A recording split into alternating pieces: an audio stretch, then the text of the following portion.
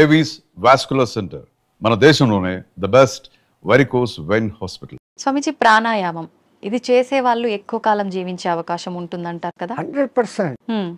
పూర్వీకులు చెప్పిన లెక్క 21,600 రెస్పిరేషన్స్, 21,600 హంస జపం సాధారణంగా ఎవడో చేసేస్తాను, ఇన్వాలంటరీ.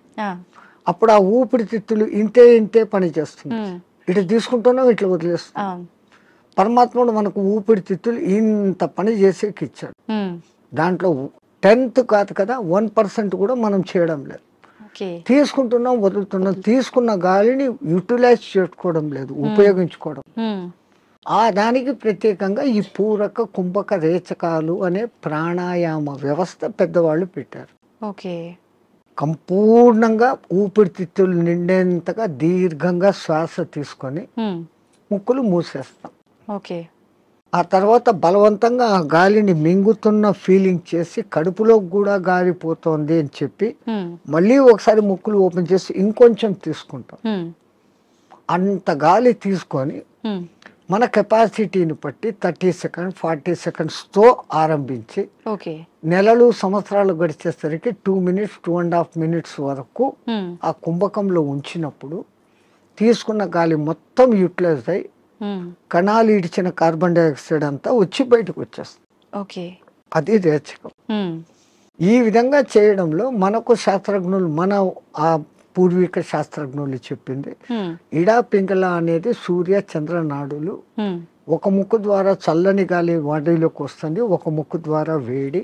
శరీరంలో శీతోష్ణాలు సమస్థితిలో ఉండి ఆ రెండింటిని నియంత్రించగలిగినప్పుడు వాయువు ఈ 2 ముక్కులలో కాకుండా మనకున్న 72,000 నాడులలో 11 నాడులు ముఖ్యం. కండ్లకు పోయేది, చెవులకు పోయేది, ముక్కులకు పోయేది.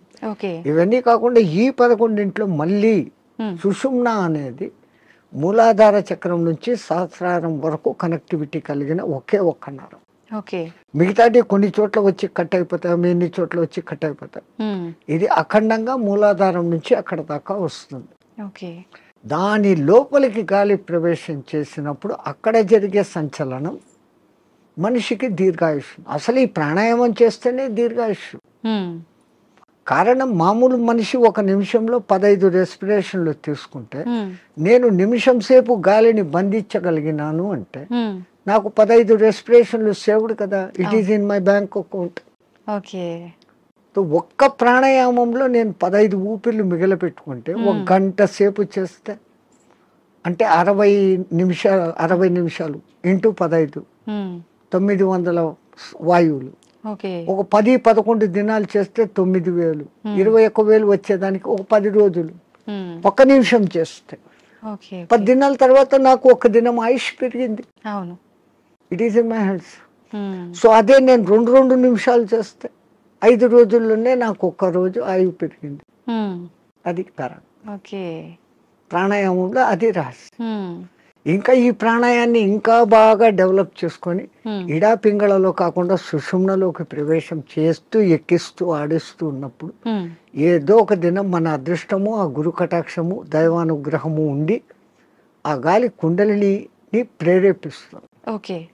ఒక్కసారి కుండలిని ప్రేరణ చేసినాక ఈ ఆత్మతత్వం ఏం, సృష్టి రహస్యం ఏం, పరమాత్మ ఏం, నేను ఏం అన్న సంగతి వాడికే తెలిసిపోతుంది.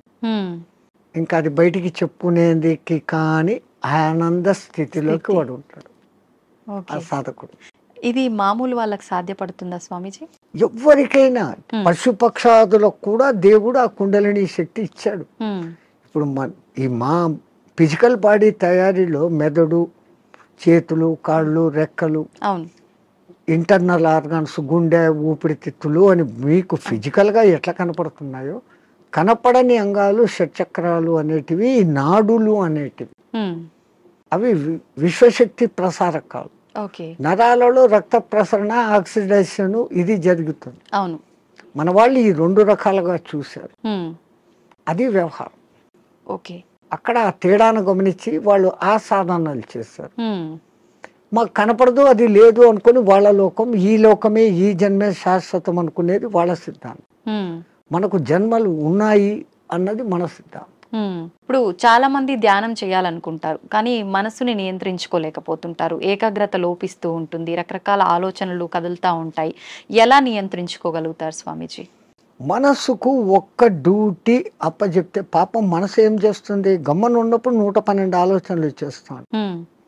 ఇప్పుడు మీరు కుట్టు పని చేస్తారు, మిషన్ మీద కూర్చున్నారు, మీకు కుట్టు పని తెలుసు. ఇన్వాలంటరీగా మీరు ఆ బట్ట అక్కడ పెడతారు, ఎట్లా పొడి చేయాలో చేస్తారు, కాళ్ళు కదుపుతూ ఉంటారు, కుట్టు మిషన్ నడుస్తుంటుంది, కళ్ళతో చూస్తుంటారు, కుట్టు పోతుందా లేదా పోతుంది. ఇదంతా ఎట్లా వచ్చింది, ఒక ప్రాక్టీస్, ఒక దినంలో రాదు. సో అక్కడ మీరు మనసంతా ఎక్కడ పెట్టారు, కుట్టు లైన్ గా పోతుందా లేదా అనేదాన్ని. ఇంకోటి ముగ్గులు వేస్తారు బయట, మీరు 5 చుక్కలు ఇట్లా పెట్టాలా, 3 ఇట్లా పెట్టాలా ప్లాన్. ఈ ఒక్క లైన్ తో అన్నిటిని ఇట్ట తిప్పి ఇక్కడికి తీసుకొని వస్తారు. మీ ఆంధ్రాలో రథం ముగ్గు అని వేస్తారు, అన్ని చుక్కలను ఒక్క లైన్ తో కలుపుతారు. సో అక్కడ వాళ్ళ కాన్సన్ట్రేషన్ అంతా ఎక్కడుంది, నేర్చుకున్నప్పటి నుంచి ఎట్ట తిప్పారు, కళ్ళు అట్ట పోతుంటాయి, చెయ్యి అట్ట వెళ్ళిపోతా ఉంటుంది. సో ఈ కాన్సన్ట్రేషన్ మీరు అక్కడ పెట్టారు. అట్లే మనం ఒక్క దాని మీద కాన్సన్ట్రేషన్ పెట్టినప్పుడు మనసు ఆ టైంలో మీకు రెండో ఆలోచన ఏముంది, ముగ్గు వేస్తున్నప్పుడు మా మామ అట్లా అన్నాడు, మా కొడుకు ఇక్కడ పోయినాడు, ఇవన్నీ ఆ టైంలో లేదు, టిఫిన్ చేయాలా, అది ఏ నథింగ్. సో అక్కడ ఐడియల్ అయిపోయింది. సో ఒక్క పర్టికులర్ డ్యూటీ మనసుకు అప్పచెప్పతే ఆ మనసు అదే చేస్తూ ఉంటుంది. అందుకే మన పూర్వీకులు ఒక తమాషా ఎగ్జాంపుల్ చెప్తారు. ఎవరో ఒక ఆయన తపస్సు చేశాడు, దేవుడు ప్రత్యక్షమైతే నా అన్ని పనులు చూసుకునేదానికి ఒక సెక్రటరీని నాకు అపాయింట్ చేయి. వాడు దేవుడే ప్రత్యక్షమైతే వాడు ఇట్లాంటి వరం అడిగాడు, అది కూడా నేను చెప్పంగానే చేసేయాలా అన్నాడు. డేంజర్ రా, నువ్వు ఎప్పుడు దానికి పనులు చెప్పలేవు, అది పనులు చెప్పకపోతే నీకే తినేస్తుంది అన్న. నో ప్రాబ్లం, నేను ఎప్పుడు పనులు చెప్తాను దానికి అన్నా. ఆ దెయ్యం ప్రత్యక్షమైంది, నాకు ఒక 6 అంతస్తులు బిల్డింగ్ కట్టు అన్నాడు. 6 అంతస్తులు బిల్డింగ్ కట్టేదానికి 2-3 ఏళ్ళు అవుతుందని వీడు అనుకున్నాడు. అది పట్టు అనింది, బిల్డింగ్ తయారైపోయింది. మహారాజ్ ఇంకేం పని అనింది, కుక్కర్ కావాలా, ఫ్రిడ్జ్ కావాలా, బెడ్ కావాలా, ఏసీ కావాలా, వీడు ఇట్లా అడుగుతున్నాడు, అక్కడక్కడ అన్ని వచ్చేస్తాను. ఇంక ఏం అడిగేదానికి లేకుండా పోయింది. ఇంకా దానికి పని చెప్పకపోతే వీడి పని పడుతుంది అంతే. అప్పుడు వాడు గురువు దగ్గరికి పోయినాడు, మహారాజ్ బుద్ధి లేక నేను ఇట్లాంటి వరం అడిగినాను, ఇది ఇట్లా చేస్తుంది అనుకోలేదు, what am I to do, క్యా కర్నా మై, అరే ఉస్ బూత్ కో ఇతర లేకే ఆ దేయాన్ని ఎక్కడికి తే అన్నాడు. అది వచ్చింది, మా గురువు చెప్పిన పని చెయ్యను, దానికి కమాండ్ అన్నా. అవి ఇంకోటి మాట, వీడి మాట వినాలి కదా. వీడు చెప్పినాడు, మా గురువు చెప్పినట్టు చేయన్నాడు. ఓకే మహారాజ్, గురు మహారాజ్ ఏం చేయమంటారు. అక్కడ ఒక తాటి చెట్టు ఉండేది, దాన్ని ఎక్కువ దిగు అన్నాడు. అది ఈ రోజుకు ఎక్కి దిగుతానే ఉంది. So technique.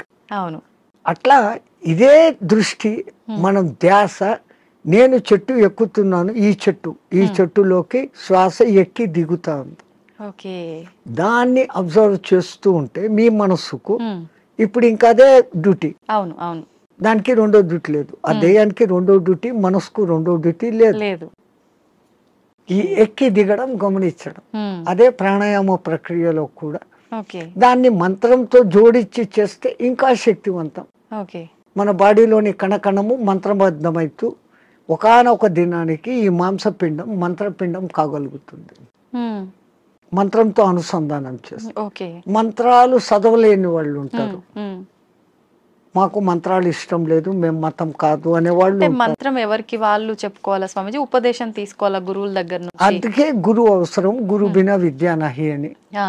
కొన్నాళ్ళు ఆయన దగ్గర శిష్యరికం చేసినప్పుడు వీడు దేనికి సూటబుల్, నేను ఇచ్చే విద్యను వీడు సద్వినియోగం చేస్తాడా, దుర్వినియోగం చేస్తాడా. అందుకే పాతకాలంలో కొన్నాళ్ళు నా దగ్గర సేవ చేయి అంటారు. మన మెంటాలిటీ అర్థమైపోయింది.